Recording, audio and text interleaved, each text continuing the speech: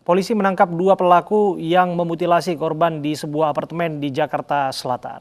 Tersangka mengaku membunuh untuk menguasai harta korban.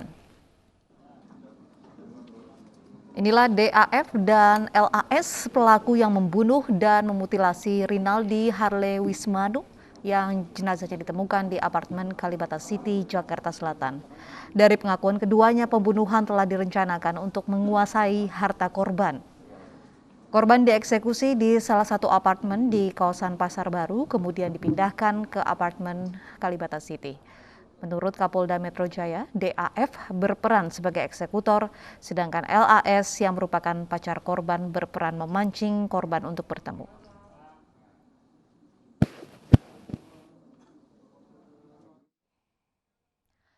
Selengkapnya terkait dengan penemuan jenazah korban mutilasi di apartemen Kalibata, sudah bergabung bersama kami Kabid Humas Polda Metro Jaya Kombes Pol Yusri Yunus. Assalamualaikum, selamat sore Pak Yusri.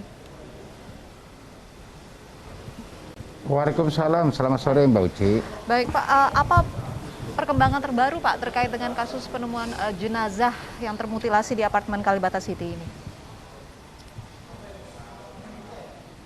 Sampai dengan saat ini kita masih melakukan pendalaman terhadap kedua tersangka inisial L dan juga DAF ini untuk bisa mengetahui apakah kemungkinan yang bersangkutan juga pernah melakukan atau ada korban lain yang dibalik dari kecuali permasalahan ini ya. Itu pertama. Terus yang kedua juga kita masih mendalami terus motif-motif lain karena memang penyampaian daripada si pelaku bahwa dia memang butuh duit, kemudian inilah jadikan sasaran atau korban adalah saudara RHW sendiri karena memang L ini sudah lama mengenal korban ini melalui salah satu aplikasi melalui media sosial yang ada. Begitu Mbak Uci. Bagaimana dengan peran tersangka yang satu lagi, apa hubungannya dengan korban ini, Pak Yusri? DAF yang tersangka satu yang sebagai eksekutor yang kemudian melakukan pembunuhan dan juga mutilasi kepada korban ini adalah pasangan dalam arti kata bahwa memang pacaran mereka berdua. Kemudian L ini adalah perannya sebagai memancing korban untuk bisa keluar, kemudian janjian dengan korban untuk bertemu di suatu tempat, kemudian itu yang dilakukan eksekusi oleh DAF melalui satu perencanaan yang matang yang memang mereka sudah persiapkan, begitu Pak. Pak Yusri, disebutkan bahwa motif tersangka adalah penguasaan properti korban. Bisa dijabarkan mengenai ini Pak? L ini sudah mengenal lama dengan korban. Ya, sejak 1 tahun yang lalu berkenalan dalam salah satu aplikasi di media sosial yang ada, kemudian juga melalui WhatsApp yang ada. Kemudian tanggal 5 terakhir kemarin mereka berkomunikasi lagi dengan alasan memang si L ini akan meminjam uang sebesar 2 juta kepada korban yang kemudian disanggupi oleh korban melalui media sosial atau chat melalui WhatsApp yang ada. Tetapi jangan janjian harus ketemu. Nah, inilah yang kemudian direncanakan oleh si L dan DAF ini merencanakan mulai dari mencari tempat di salah satu apartemen di Pasar Baru, menyiapkan tempat yang sudah disewa sekitar berapa hari, mulai tanggal 7 sampai dengan 12 rencananya. Tetapi eksekusi yang dilakukan itu tanggal 9. Tetapi sejak tanggal 7 September itu sudah sempat bertemu antara korban dengan L.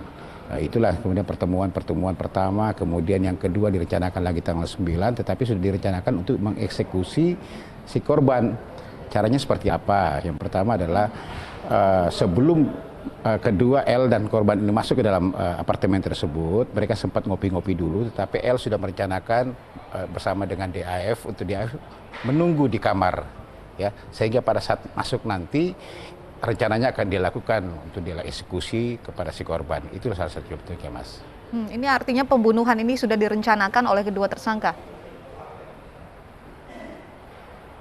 Ya, betul sekali. Memang ini makanya kita persangkakan di pasal 340, salah satunya KUHP tentang perencanaan pembunuhan. Ya, ancamannya adalah hukuman mati seumur hidup maupun 20 tahun penjara. Karena memang mereka sudah merencanakan, bahkan sudah menyiapkan batu, pisau juga sama pada saat itu untuk menghabisi korban. Pada saat korban sudah masuk ke dalam, kemudian DAF yang bersembunyi di kamar mandi melakukan penganiayaan kepada korban dengan memukul 3 kali batu bata yang sudah dipersiapkan kepada tubuh korban. Setelah itu masih lihat belum juga selesai dengan menggunakan pisau yang sudah disiapkan, dia menusuk korban sebanyak 7 kali. Itu yang mengakibatkan korban meninggal dunia. Begitu, Mbak Uci. Lalu bagaimana cara kedua tersangka ini memindahkan tubuh korban ini dari apartemen satu ke apartemen lainnya? Setelah dia lakukan pembunuhan, keduanya berdasarkan keterangan bahwa bingung mau dibawa kemana jasad daripada korban ini. Itulah kemudian mereka merencanakan lagi, mereka keluar lagi dari apartemen tersebut untuk membeli gergaji dan juga parang pada saat itu.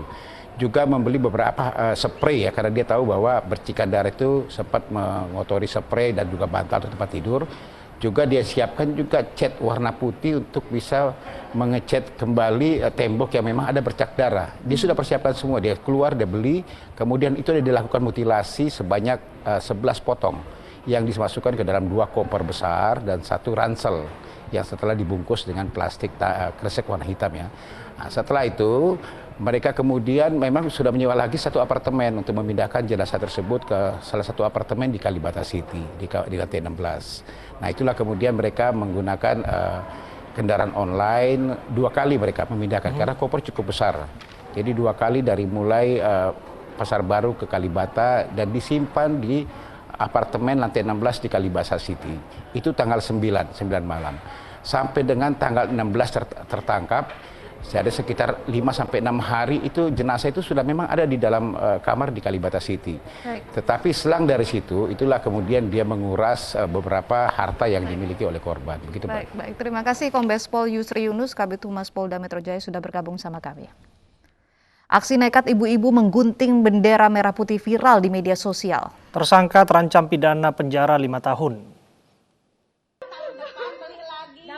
Ketiga tersangka yaitu PA dan DY, ibu rumah tangga yang tinggal di kawasan Majalengka, Jawa Barat, diamankan petugas.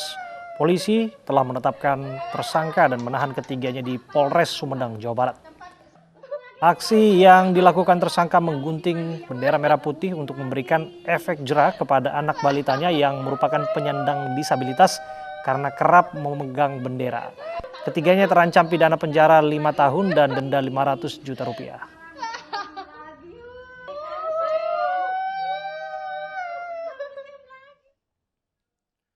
Kota Kendari, Sulawesi Tenggara dilanda kerusuhan. Puluhan orang merusak fasilitas umum. Informasi selengkapnya kami hadirkan sesaat lagi.